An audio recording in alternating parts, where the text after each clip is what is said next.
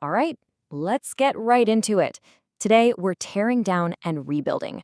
I'm going to walk you through a blueprint that's designed for one thing and one thing only, to make you completely unrecognizable in the next 180 days. Now, this isn't about little life hacks or small tweaks. No. This is a fundamental, ground-up rebuild. We're not renovating the old house. We're bulldozing it and starting from scratch. Let's begin. And that quote, that's our entire philosophy right there.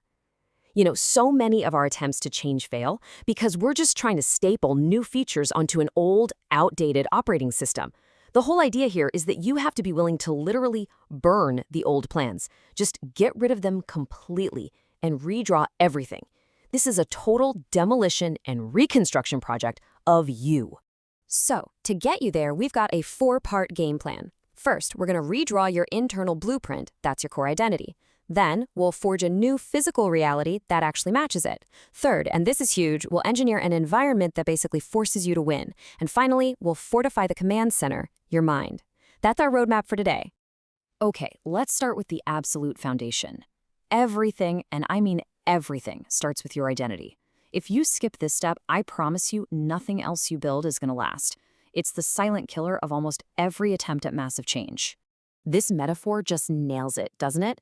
Imagine trying to build this beautiful, gleaming skyscraper, but you build it on a swamp.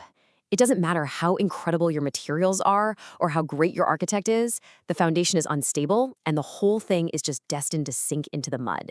That is exactly what happens when you try to force new habits like working out or eating better onto an identity that still sees itself as someone who's lazy or someone who isn't fit. Your old self-image will always pull you back down. So how do we drain the swamp and pour a concrete foundation? We force the shift. Here's how. 1. You choose your archetype. I want you to write a detailed 1-page profile of the person you are becoming. What do they value? What are their non-negotiables? 2. You cut the contradictions. This means a ruthless audit of your life. Any app, any relationship, any habit that belongs to the old you, it's gone. 3. You act as if, starting today, not tomorrow, not next week. You behave like this new person, no waiting period. And finally, number 4, you document the proof. You keep a log.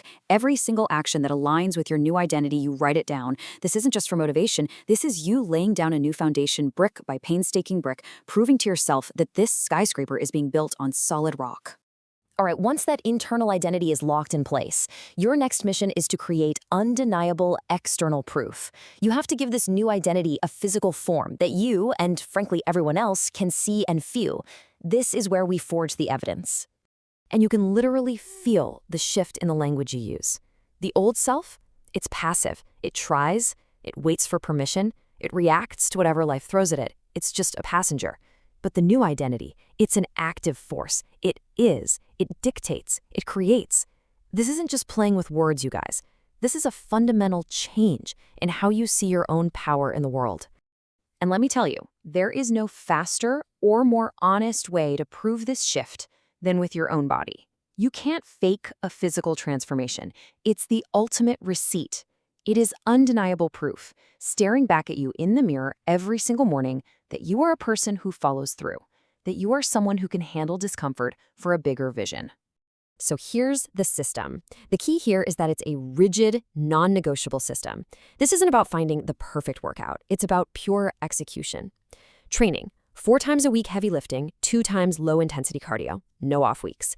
Nutrition, high-protein, unprocessed foods. You eat the same core meals every day to remove decision-making. Poison, 0. No alcohol, no weed, no cheat nights. Movement, 10,000 steps every single day. No exceptions. Sleep, we treat it like a performance-enhancing drug, 7.5 hours minimum. And finally, tracking. We measure everything. Weight, calories, steps, because guessing is what keeps you where you are right now. This rigid structure, it doesn't trap you. It actually sets you free. Okay, so your identity is shifting. Your body is changing. Awesome. But none of that is going to stick if your daily environment is constantly trying to drag you back into being your old self. This next part is all about rigging the game so that you can't lose. This right here, this is one of the hardest truths about being human. Your willpower, it's a battery, and it runs out. It will lose to your environment every single time over the long run. If your kitchen is full of junk food, you're eventually going to eat it. If your friends just want to go out and party every weekend, you're eventually going to join them. You have to change the water you're swimming in. And this whole process, it doesn't start with adding more good stuff. It starts by taking away the bad. Think of it like a controlled demolition. You can't build a high-performance environment on a foundation of clutter. And that clutter can be physical, it can be digital, or it can be social. Your first job is to become a ruthless editor of your own life. First on the chopping block, your digital world. Your social media feed, the news you read, the notifications buzzing on your phone, they are either fuel or they are poison. There's no in between. Unfollow every single account that makes you feel lazy or envious. Delete the apps that are just designed to steal your focus. You need to curate an input stream that reflects your ambition. Second purge, your physical space. I want you to look around your room, your desk, your home, right now. Every single object in that space is either pushing you forward or it's holding you back. Old stuff that reminds you of your past self, clothes that don't fit the person you're becoming, clutter that just creates mental noise, it all has to go. You need to create a space that makes excellence your default setting. And now for the third and the most difficult purge, your social circle. Look, you cannot expect to operate at a new, higher level if the people you spend your time with are normalizing your old one.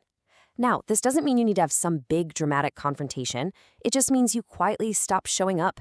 You create space. And you let the relationships that no longer serve you just fade away. This brings us to our final pillar. Because you can have the new identity, the strong body, and the perfect environment. But if your command center, your mind, is fragile, the whole operation will collapse the second it's put under real pressure. Look, the goal here isn't some temporary glow-up. That's easy. We're talking about building a mind that is resilient, disciplined, and anti-fragile. That means it doesn't just resist stress, it actually gets stronger from it. This is the stuff that creates lasting generational change, not just a good 6-month run.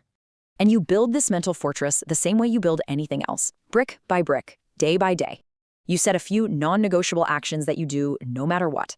You deliberately seek out discomfort, like a cold shower or a brutal workout, to toughen up your mind. You cut out the mental junk food, all the gossip and the outrage bait news. You practice 10 minutes of just stillness. No phone, no noise.